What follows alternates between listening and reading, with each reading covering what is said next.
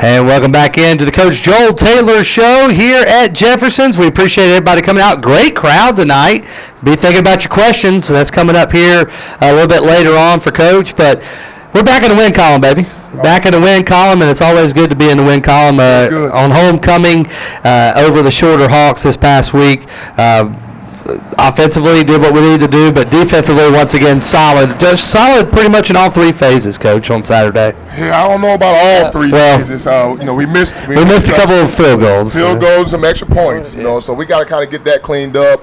Now the other thing we got to get cleaned up as well was penalties. I think we had 12 penalties for 124 yards. That's sloppy to me. But we did gonna get a chance to put the ball in the box, scoring 41 points, which is always good, and then defensively, holding the team to under 18 points in today's offenses is always good, and I think we held them about 200 and about 10 yards of offense. So a lot of guys gonna make some plays. On the offense side of the ball, you got a chance to see Quincy. I think he accounted for 3 touchdowns. He had 300 yards passing. Got a chance to see Chase Belcher, score a touchdown. I thought Rajay ran the ball hard. Carmelo and Dylan's always going to have some catches, man. And we seen Carmelo made about 5 guys miss to get into that end zone, man. So that was pretty exciting.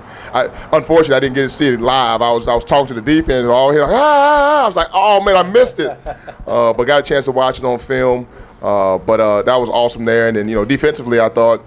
Some guys stood out. Malik Charles, he had 2 sacks. Preston Pooney had 2 sacks. I thought Quay Moss, Quay Moss showed up in the return game as well. But Quay Moss had 2 tackles for loss. He had a sack, and then he had a huge return. Probably our biggest return on the year, man. And that was the first time we actually put him back there. We was always flirting with it.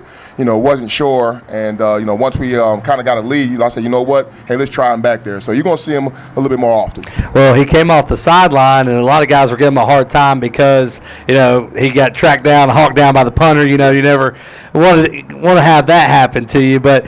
I was right there when he came out and said, man, I'm tired. Yeah, no doubt, man. And that's one kid, man, that just loved to play the game, man. I mean, when you see his effort on each and every play, man, it is just awesome, man. I wish I had 10 more, Quays the way he played the game as far as how hard he plays it. And he's a really good football player and can play multiple positions. From a defensive perspective, Coach, how difficult is it to prepare for the 2 quarterbacks? Because one could throw, we knew could throw, the other one could run. So what's it like having to talk to your defense back and forth about, and they pretty much settled in with the second guy, so you got your feet wet, but going into a game, how difficult is that to get ready for? I'll be honest, I think you have to prepare versus a running versus in the pocket quarterback all the time. It's not, hey, I got this defense in this week and that defense in. So I think we do a pretty good job with our base defense, be able to play, both a running and a throwing quarterback. Now, going into it, we knew they had number 7, which probably more the pocket guy, and we knew number 12 was going to be probably more of the running guy. But the way our defense is kind of set up, especially when we have our 2 high defense, which is our base high defense, we're always going to have an inner piece of the quarterback and an outer piece of the quarterback. Now, if a guy's probably more of a passer, we'll probably close the middle of the field up, be a little bit more one high. But I think we never go into it like, we got to do this, we got to do that. Hey, it's just, hey, you got to play great base defense, and you always got to account for the numbers, or we call it being hat sound, not rather gap sound, because when you add the quarterback element, you got to be hat sound there.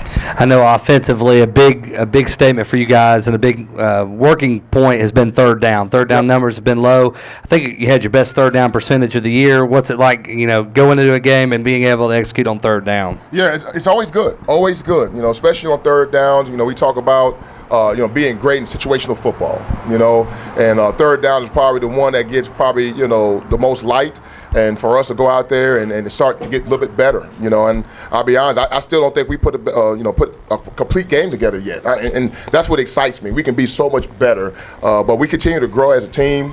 We continue to grow as an offense. I think the last 3 weeks, man, I think we've had, 475 yards plus, of offense. So we're going to continue to get better in that aspect, get better in red zone offense.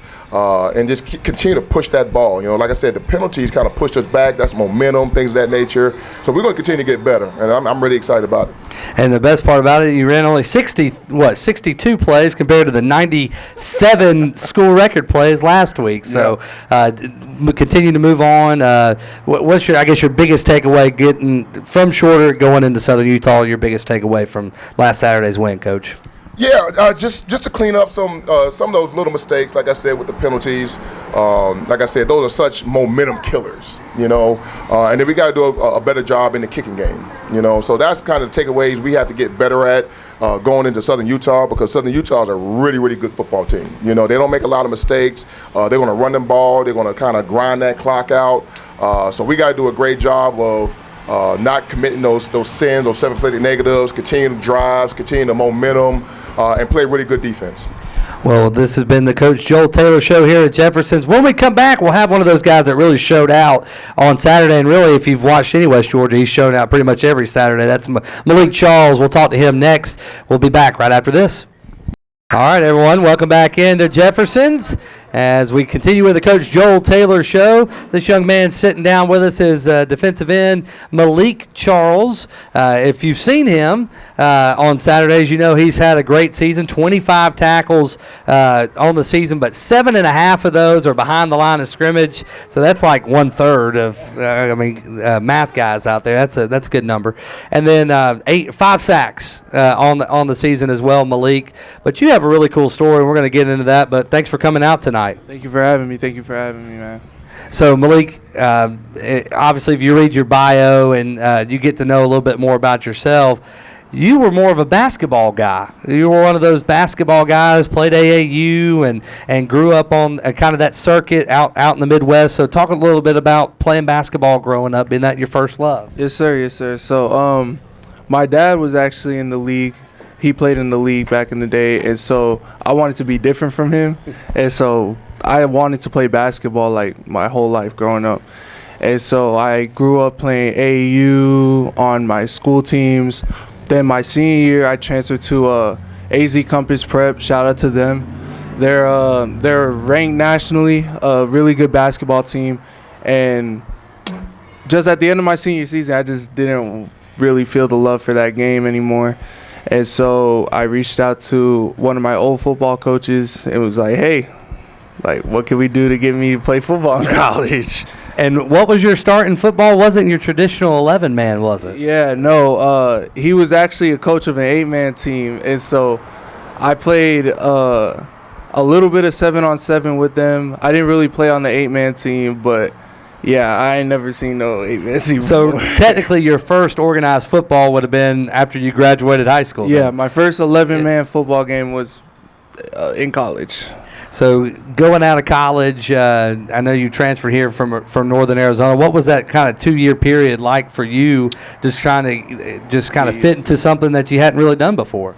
Yeah, so my freshman year, I played tight end. And let me tell you, offense is a really confusing thing. Offense is very confusing. And so I just didn't really feel like blocking anymore. I didn't like blocking. And so I wanted to switch to defense. So when I transferred to Northern Arizona, that's when I really started playing defense and really just starting to learn the game. The process for me that's the hardest was really learning the game of football. Like, I'm still new to the game. Right. I'm still learning everything new. I try to soak up everything that I hear from these coaches, from other players, older players, and just try to take it with me.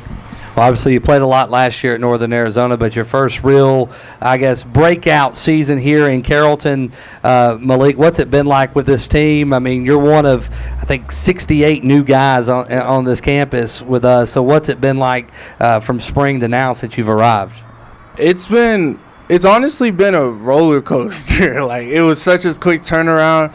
You know, I came out here for my visit, like 3 days before school started, so I had to go home, turn around, pack a backpack, and fly right back here. And just like the growth I've seen from our team, just from spring to now, has been crazy. And I'm just really proud of us as a team. And all our coaching staff, they're amazing. They do wonders for us. And how awesome is it for you to be named a captain by your teammates? I mean, here you are, your third year really playing football, and then you're named a captain as a new guy on the team. Really, so what's that mean to you? That was really an honor. Like I told my girlfriend back there, when it first happened, I was like, wow, like I really just got named a captain. And it wasn't that the coaches picked me, it was that my peers and all the guys around me chose me, and they were like, oh yeah, we think Malik would lead us very well. So I think it's just a big honor to be selected as a captain. All right, we asked all the players this, but a good Coach Taylor story. You got us a good Coach Taylor story for us. And I promise he won't run you if you say anything wrong. Stay over there, Coach. So back in the spring, I remember it was a practice right before, it was a morning practice, and it was the first time we installed our defense. And coming from my old school, I played defensive end totally different than I played here. And so I came over, I lined up, and I ran straight up field. And I ran straight up field. I made a play. And then the next day in the team meeting, he pulls up that same play. And I thought he was going to give me my flowers. He said, no, Malik, that's not what you do. We don't run up the field here. And I was just kind of sitting in the team room really embarrassed. I was like, wow, okay, well, we have some growing to do here. And so, yeah, but he always keeps it real. He's always he's just a guy that keeps it 100 all the time, and that's what we love most about him. Well, Malik, you've done a great job so far this season. I know the rest of your team has as well. Defensively, coming into Southern Utah, what are your keys to a win? We talked about with Coach Taylor. What is the defense's keys to stopping Southern Utah on Saturday? We got to stop that run, man. Got to stop the run. We showed that we can do it against one of the best backs in the country with Central Arkansas, and so now we just got to do it again, man. And I think our defense, we love that challenge, especially us in the D-line room. Like, we love the challenge of having a good back and a good long O-line to go against. We love having everybody kind of just all the odds stacked against us, and I think we're ready for the challenge. Well, this is Malik Charles, defensive end for our West Georgia Wolves. Appreciate you taking the time with us. Come out tonight. Thank you. When we come back, we'll have our third segment with Coach Joel Taylor, get some questions, and talk Southern Utah right after this. And welcome back in our third and final segment here at Jefferson's Restaurant. Let's give it up for all of the great servers that have been serving here tonight and all season long at Jefferson's. They're a corporate partner of ours, and we just truly appreciate them and allowing this beautiful facility to do the Coach Joel Taylor Show. And it's time now for our fans to get involved. We hope that you got some questions prepared for Coach Taylor, coming off a big win over the Shorter Hawks. We'll open it up for questions for Coach at this time.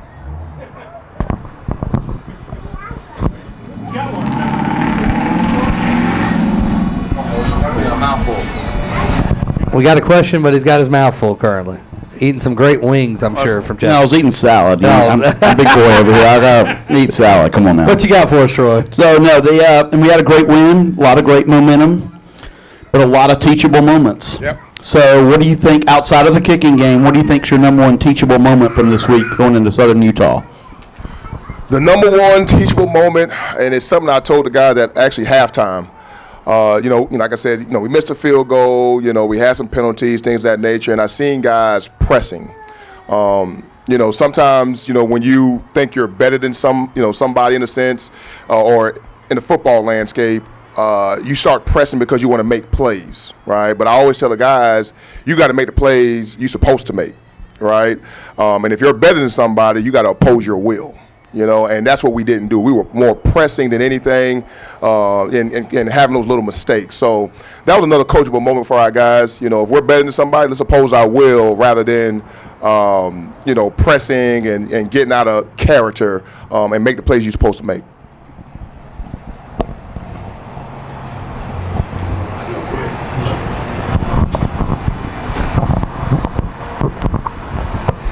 Good evening, Coach. A couple of games, we've headed into halftime, and we've given up a score or something that kind of seems to sap the energy a little bit.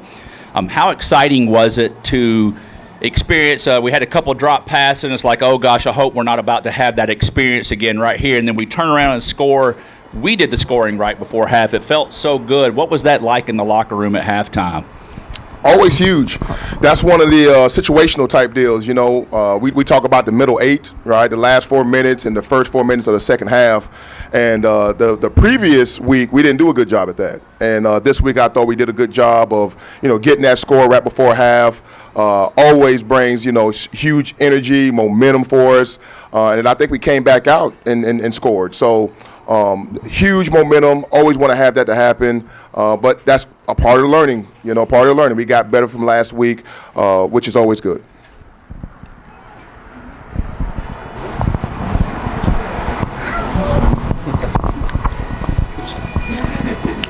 I got a mouthful of food too. Food must be good Just tonight. Enjoying the Jeffersons. Coach, this deep into the season, has anything in particular surprised you about the conference or any particular team in the conference been a surprise to you? That's a great question. Before we even started, when you look at the stats, you look at the schedule, you look at the win-loss record, and coming into the conference, this is a really good conference. Really is. And it still is. We got a lot of really good, solid football teams. The first half of our schedule, you talking about, facing Abilene Christian was a top 15 team. You had Central Arkansas, which is a top 15 team. You had Austin P, which, I know they had some new guys, but I think they won that conference last year, so they were defending champions. You faced North Alabama, which beat, Abilene Christian. So we faced a gauntlet of a schedule, and we still got 2 more really, really good teams ahead of us, which is Southern Utah and Tarleton State, man. So we got a really good conference. I honestly think, we should have 3 teams that make the playoffs this year, between Central Arkansas, between Abilene Christian, and Tarleton State, man. But we got a really, really good league from top to bottom. One final question for Coach. Coach, what will be your recruiting emphasis for next season?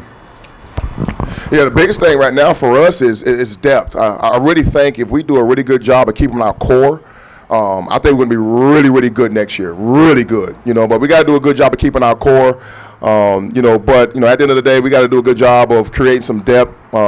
Definitely one of the day going to do a good job of recruiting some offensive linemen and some defensive linemen there. We're probably going to take a little bit of every position, honestly, because right now, depth is everything. You want to have a deep roster. I think when you have a deep roster and you're deep in special teams, I think you have a really, really good team. Right now we're kind of bare. We're bare. We've had some injuries. We have some guys that have to step up, which is always good because now those guys are going to be experienced. So if we can bring some more guys in to push our current guys, but also have some guys to develop and have some depth, I think it'll be really, really big for us. All right, guys. Thank y'all so much for the questions for Coach Taylor. We appreciate it, and we're excited to be back home. It's always fun to play at home, and Yep. same routine that you keep to have, and we got a really good team coming in. Southern Utah last week beat Eastern Kentucky. I think it was 42-21. Mm-hmm. They scored, I think, 4 out of the last 5 touchdowns in that game. Mm-hmm. They went on a run, and what can we expect offensively? We heard Malik say we got to stop the run, so I'm assuming that's been kind of y'all's message: stop the run this week. Yeah, the thing everybody should expect is that team going to come in and they're a hard-nosed football team. Okay, what they're going to try to do, they're going to try to out-tough us, right? And we cannot allow that to happen. All right, we got to match intensity with intensity. And they're a well-coached football team. They do a really good job. I got a lot of respect for their head coach. Offensively, they've done a nice job. As we talked about the league, I was looking at some of the stats last week. All right, so everybody knows who Ashton Genty is, right? Right, Ashton Genty, right? He's the #1 rusher in the nation. Well, you know who #2 is? I'm gonna guess the guy from Southern Utah or Nope. Central Arkansas. Nope. Oh, Tarleton State. Okay, well, there right? you go. We're number 3 in Central Arkansas, and number 4 is Southern Utah. Okay. You know, so There you go. like I said, really good league, really good running back. They're going to come in here and run the ball. You know, I like to call it God's play. They're going to run power. They're going to try to run right down our daggone throat, and we got to stop it. And you know, so we got to stop the run, make the quarterback beat us. You know, they do a really good job up front. They're not big, but those guys are nasty. They use leverage. They're quick. You know, they can get on that second level really fast. So they do a really good job offensively. So we got to come up with a great game plan. We got to go out there and execute that game plan to slow them down.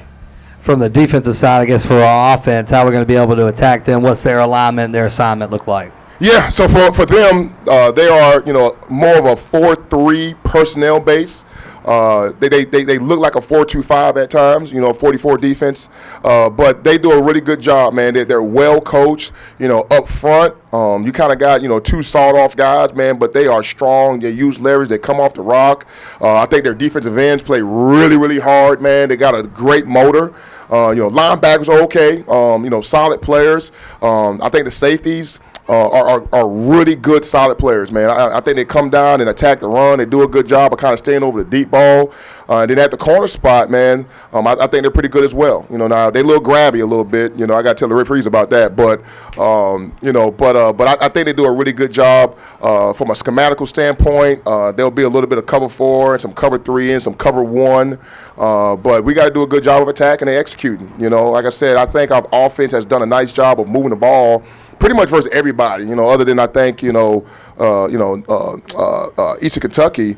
But I thought our offense had done a nice job. But the only thing that stops us are those penalties, you know. So we can kind of put a game together, put a plan together, and go execute that thing, and don't get slowed down by penalties. I think we have a great shot.